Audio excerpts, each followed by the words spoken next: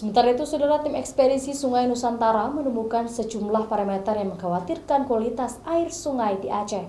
Dari sampel yang diteliti di kawasan Lambaru Nejit, Kecamatan Pekanbadak, Aceh Besar, ditemukan kandungan klorin dan fosfat di atas ambang normal. Kandungan ini diduga dari limbah domestik dari aktivitas warga.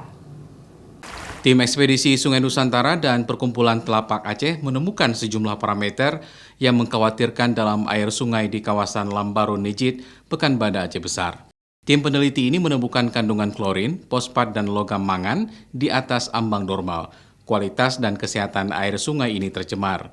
Mereka juga menemukan kandungan limbah domestik yang tidak terkawal dengan baik dan adanya timbunan ilegal sampah plastik.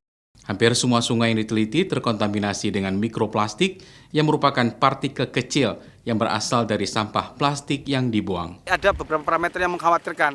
Pertama adalah kandungan klorin, kemudian kandungan fosfat, dan logam berat mangan. Ketiga parameter ini melebihi baku mutu standar. Jadi ini ada kontaminasi, ada pencemaran, aktivitas limbah domestik yang tidak terkelola dengan baik. Kedua, kita juga menemukan banyak sekali timbulan sampah plastik, timbulan ilegal gitu ya, yang seharusnya menjadi tanggung jawab pemerintah untuk membangun infrastruktur pengolahan sampah, tapi faktanya masyarakat tidak diberikan fasilitas sehingga mereka membuang sampahnya sembarangan, dan ini akan mengancam kesehatan.